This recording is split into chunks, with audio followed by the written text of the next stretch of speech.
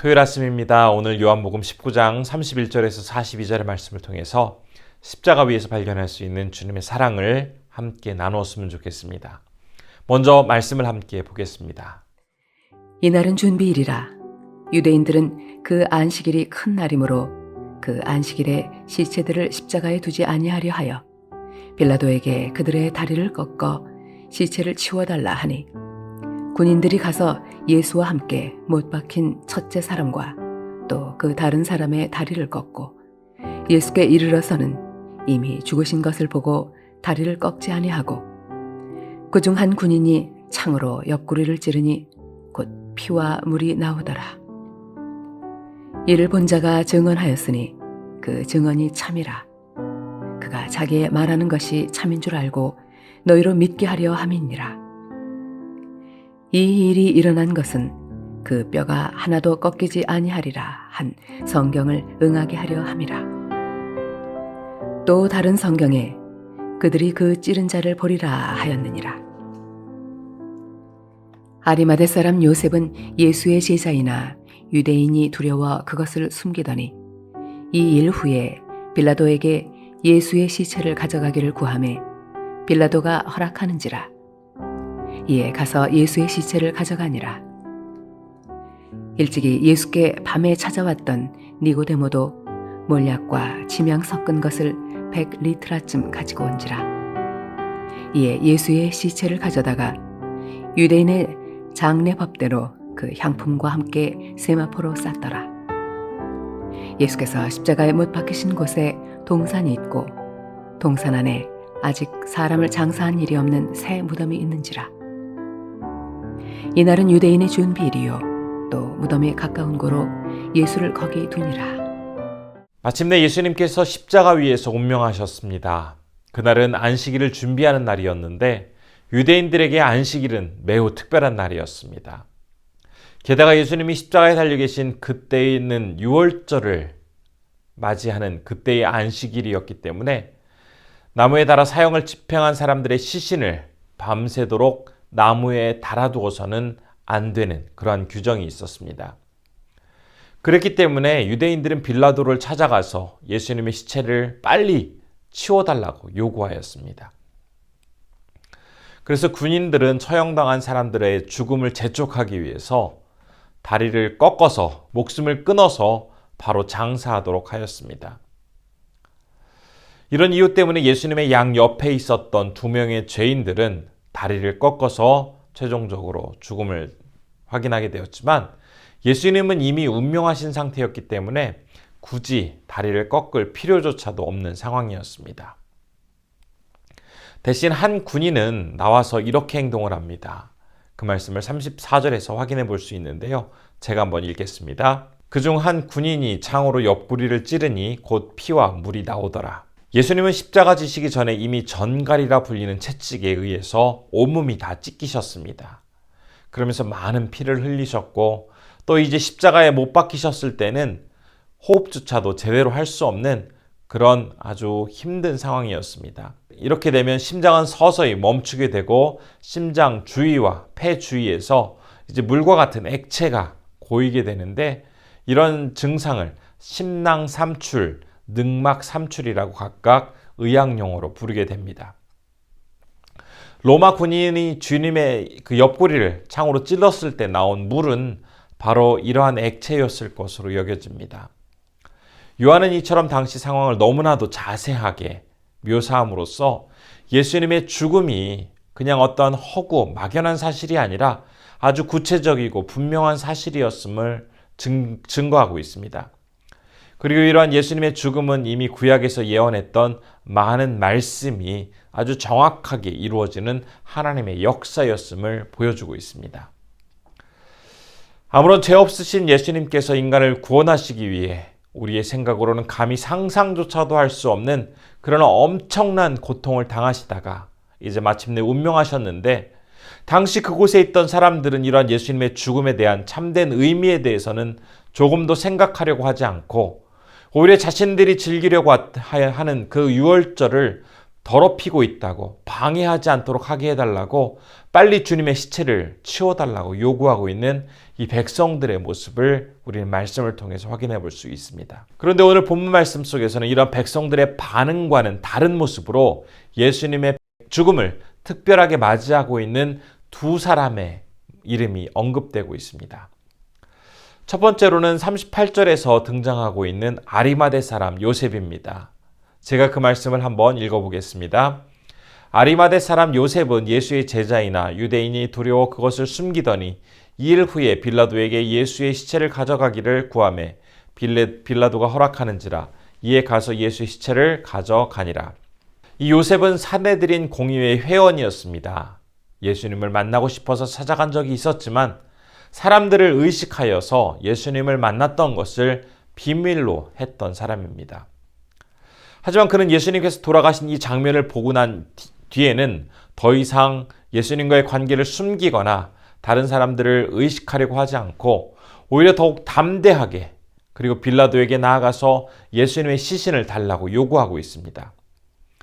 주님을 향한 그의 믿음은 예수님의 죽음으로 의심하거나 더 흔들린 것이 아니라 오히려 더욱 확고해지고 있음을 말씀은 전하고 있습니다. 그리고 두 번째 사람은 이어지는 39절에서 등장하고 있는데요.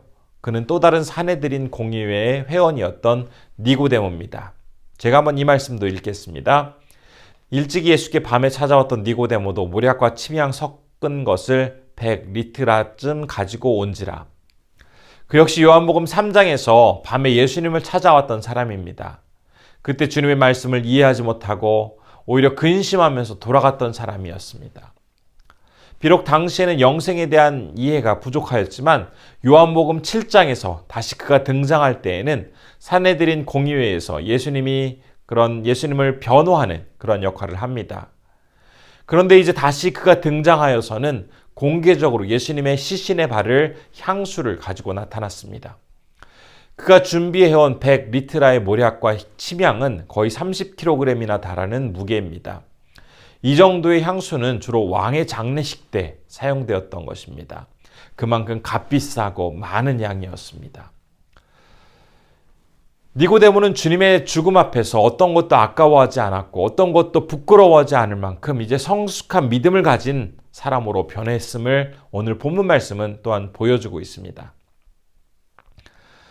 지금 돌아가신 예수님 앞에서 3년이나 주님을 따랐던 제자들은 온데간데 없이 다 제 살 길을 찾아서 떠나갔지만 아리마대 사람 요셉이나 니고데모는 로마의 반역자로 낙인 찍히고 유대인에게 신성모독에 극악한 죄를 저질렀다라고 비난받고 있는 예수님 앞에 나타나서 어떤 위협과 모욕을 무릅쓰더라도 주님 앞에 나아가 주님을 장사 지내고 있습니다.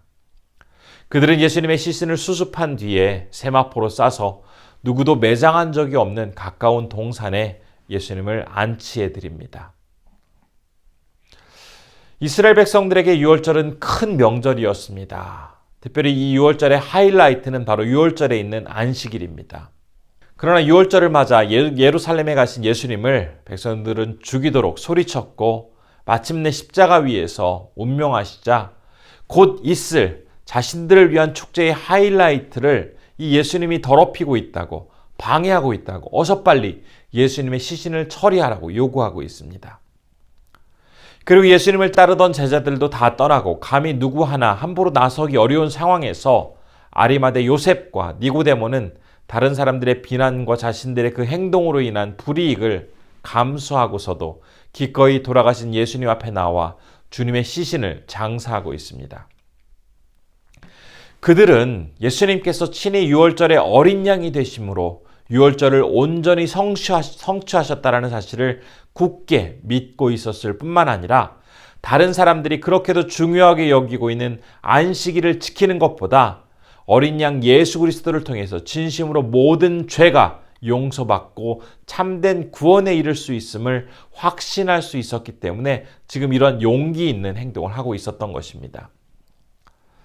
예수님의 죽음은 바른 믿음, 참된 믿음을 가진 사람들에게는 그 믿음이 더욱 확고해지게 해주었고 담대하게 믿음을 고백할 수 있는 용기를 가져다 주었던 것입니다. 이처럼 참된 믿음, 바른 믿음은 단순히 지적인 동의나 피상적인 지식에 머무는 것이 아니라 어떤 두려움도 극복하고 온전한 행함으로 나타날 수 있도록 증명되는 것을 통해서 참된 믿음이 나타내 보여지게 됩니다. 우리를 위해 아낌없이 목숨을 내어주신 예수 그리스도의 고난을 깊이 묵상하는 오늘 하루, 예수 그리스도의 십자가 사건이 나의 믿음을 더욱 굳건하게 해주고 더욱더 담대하게 주님 앞에 나아갈 수 있도록 도와주는 그런 아주 분명한 놀라운 사건임을 다시 한번 경험함으로써 예수 그리스도의 그 십자가 앞에서 더욱더 확고한 믿음으로 살아가시는 우리 성도님들 되시기를 진심으로 소원합니다. 이 시간 기도할 때 첫 번째로 예수님께서 참된 안식일의 주인 되심임을 의식하며 모든 우선순위를 예수 그리스도께 고정하고 살아가게 하옵소서라고 기도했으면 좋겠습니다. 두 번째로는 주님의 십자가가 나의 믿음을 더욱 확고하게 하고 담대한 모습으로 이 세상을 살아갈 수 있는 실제적인 사건으로 다가오게 해달라고 기도했으면 좋겠습니다. 세 번째로는 티국에서 사역하시는 주선교사님, 하선교사님을 하나님께서 인도해 주시고 믿음이 더욱더 굳건하게 하시고 또한 놀라운 은총을 더해 주시옵소서라고 기도했으면 좋겠습니다. 함께 기도하겠습니다. 은혜가 충만하신 아버지 하나님, 예수님께서 참된 안식일의 주인 되시고 모든 것들을 주관하시는 유일한 구원자 되심을 늘 우리의 삶 속에서 고백하며 살아갈 수 있도록 붙잡아 주옵소서. 또한 주님의 십자가 사건이 나의 믿음을 더욱더 확고하게 하고 하나님 앞에 온전하게 도우는 선명한 사건임을 다시 늘 경험하며 살아갈 수 있도록 우리를 인도해 주옵소서. 언제나 지켜주시는 주님 앞에 나의 삶이 더욱더 견고하게 되게 하시고 하나님만을 바라볼 수 있는 참된 믿음의 사람으로 승리케 하여 주시옵소서. 오늘은 티국에 사역하시는 주선교사님, 하선교사님을 위해서 기도할 때 하나님께서 온전히 지켜주시고 함께 해주심에 믿음이 더욱더 강하게 하시고 하나님의 은총 속에서 날마다 승리케 하여 주시옵소서. 존귀하신 아버지 하나님, 주님을 십자가에 달아놓고는 백성들은 자신들을 위한 그 안식일을 지키기 위하여 예수님의 시신을 치워달라고 요구하고 있는 모습을 보여줍니다. 그러나 예수님께서만이 참된 안식일의 주인이시고 어린 양의 피로써 우리의 모든 죄를 온전히 사해 주신 분이심을 다시 한번 기억합니다. 특별히 십자가의 사건은 참된 믿음, 바른 믿음을 가진 사람들에게는 그 믿음을 더욱더 확고하게 하고 주님 앞에 바르게 나아가 설 수 있도록 하는 용기를 주시는 사건임을 다시 한번 기억하면서 나 또한 주님의 십자가 앞에서 더욱더 바른 믿음으로써 참된 용기를 가지고 살아갈 수 있도록 우리를 지켜주시고 함께하여 주시옵소서. 오늘은 티국에서 사역하시는 주선교사님, 하선교사님을 위해서 기도할 때 참된 믿음, 굳건한 믿음을 허락하여 주시고 우리 선교사님 하나님의 은총 속에서 날마다 승리케 하여 주시고 떨어져 있는 가족들 늘 주님 안에서 좋은 소식들 오고 갈 수 있도록 붙잡아 주옵소서. 새롭게 계획하고 준비하는 모든 사역 속에서도 하나님의 선하심이 온전히 나타날 수 있도록 인도해 주시기를 원합니다.